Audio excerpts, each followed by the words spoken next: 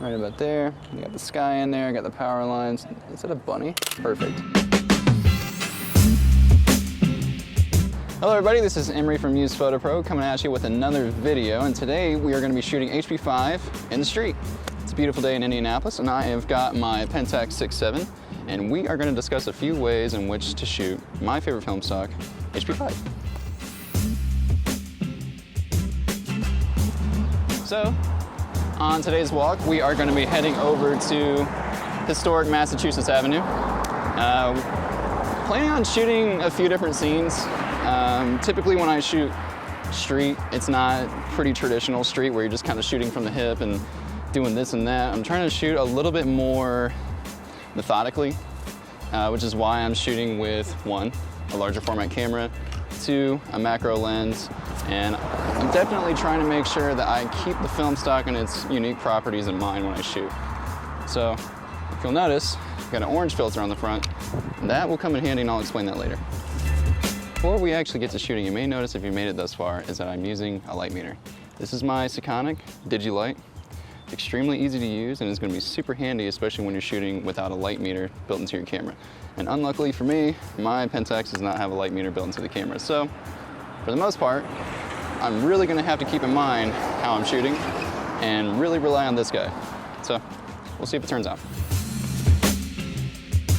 So I stopped for this scene in particular just because it just seems really, really interesting to me compositionally. Knowing what I know about the film, that it being red sensitive and having my orange filter on the front, I know that when I try to shoot it, all this green and cool tone is going to turn really dark and almost black. So it kind of creates this really nice, surreal, expressive composition where you have the really, really stark highlights on the artificial substance or structure, and then you have the precious, beautiful green turning black. So it's not necessarily the most sophisticated composition, but at the end of the day, it'll look cool. And I went ahead and I metered for the shadows because I want my highlights to really, really blow out. And since I'm shooting my HP5 at around 640, kind of going about a third of a stop overexposed so that when I develop it, it's brighter. I will have to keep in mind that I'm gonna have to shoot pretty closed off at f11 at about 1/1000th of a second. So I'm gonna shoot it, and I'm gonna hope everything turns out all right.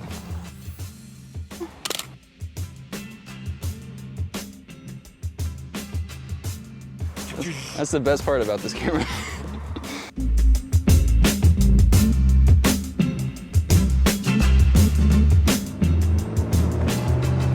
So that is kind of what I'm going to be going for this next composition.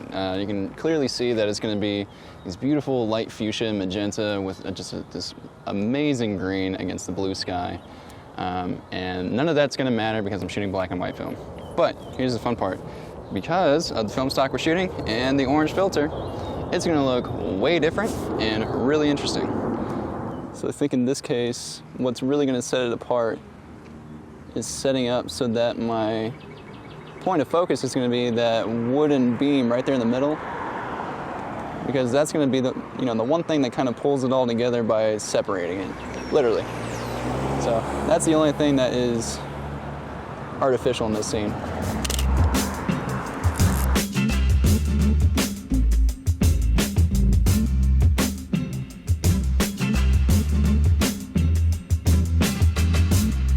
So what I want to do here, and what's really, really interesting about this composition, is the layers. It's got a ton of layers. It's got a lot of juxtaposition, where you have beautiful nature, you have these budding trees, then you have a gate, completely man-made, trash, and then nothing. So philosophically, it makes me feel good. Fundamentally, it makes me feel bad because that's trash. But photographically, ooh. That's good stuff. Yeah, I think that's it, yeah.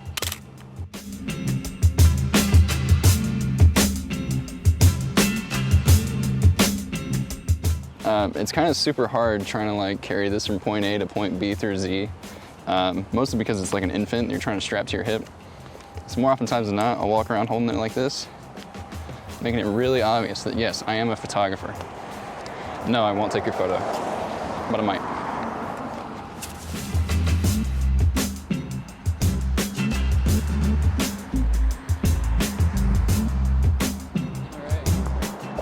So one thing to consider, at least I consider when I'm shooting black and white, is the use of colored filters. You know, way back in the day when black and white was kind of the standard, and you know, people wanted more control of contrast as they were creating the composition. Right as soon as they had the camera in their hands, a lot of people would use color filters. So you can use green filters, blue filters, red, orange, yellow. You have hazy filters and all sorts of fun stuff. But the reason that I use the orange colored filters among other color filters is to kind of control contrast in camera. So when I'm shooting orange and red, the idea there is that more oftentimes than not, you're going to run into cooler tones, especially when you're shooting street. You know, whether the shadows kind of change or you have vegetation you're shooting at, more oftentimes than not, it's going to be a relatively cool tone. So the red, the orange, and the warmer colors are going to block out most of that, and your greens and your blues become more stark and dark, and sometimes will even turn black.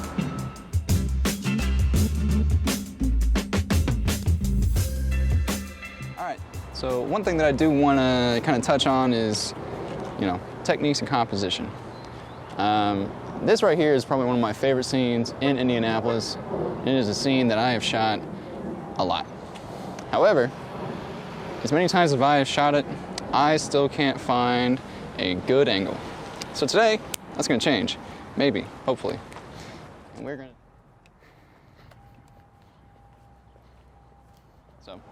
in this case, I'm going to try to find the best composition I can and walk you through a few ways you can try to capture something like this using the meter that you have, and also what HP5 might have planned for us.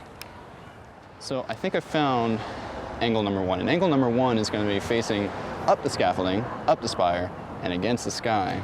But if you know anything, the sky is blue. HP5 is red sensitive, and I've got an orange filter on that.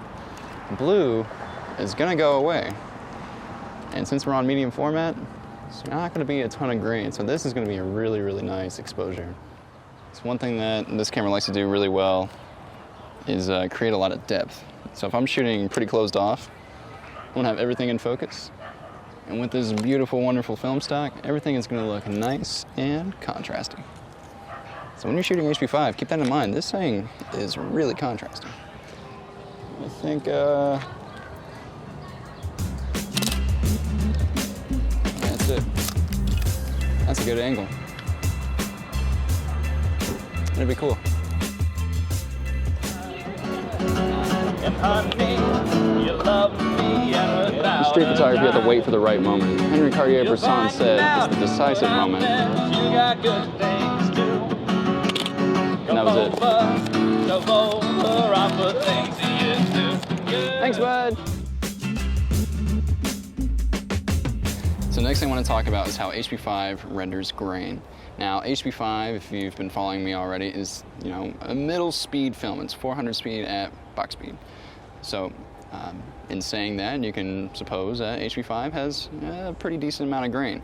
And that's kind of what gives shooting film its character. So in the case of HP5, it's got a lot of grain where you need it to be, not a ton of grain where you want it to be. And in my case, where I'm pushing it about 1/3 of a stop, I kind of expect a little bit more grain because it's giving me a little bit more light, hypothetically. So in the case of pushing film and, you know, expecting grain, I like to shoot on medium format when I do that. You can do it with 35mm just fine, but that's going to make the grain a little bit more obvious. With medium format, it kind of stretches it out and pushes it to the other corners and allows the grain to exist in reflecting light, but not crowding the image. So we're going to try to shoot for a darker composition, maybe shoot an alleyway and see how the grain structure looks on medium format HP5 at ISO 640. So in this case, you know, the reason that I shoot HP5 at 640 most times is to try to pull as much light out of it as I can without overloading it with what I would consider an unnecessary amount of grain. So when I try to overexpose it when I develop it, and when I rate it at 640, what I'm actually doing is telling the camera that I'm shooting this, or my light meter, that I'm shooting this at 640, when really it's best rated at 400. So what that actually means as of right now is that I'm underexposing. But when I take it in to get developed, I develop it a little bit longer, So all my shadows, my highlights will come up with it and kind of act like I did shoot it at 640. So that's what kind of the push process is doing here. And HP5 is fantastic at pushing, and even more fantastic at pushing to 640. So in this case, I'm trying to pull all the shadows up against the highlights of that building there, against the sky there.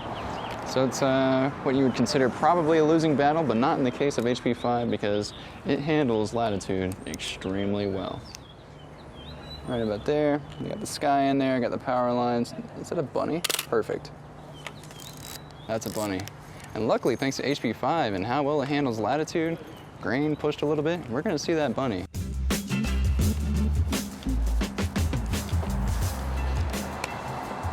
All right, everybody, that was HP5 on the street. We talked about a few ways to shoot HP5, kind of a few philosophies into shooting HP5, whether you're on 35mm or medium format. And I guess if we did it right, we taught you how to shoot HP5. It's been a pleasure. This is Emery from UsedPhotoPro, and I'll see you next time.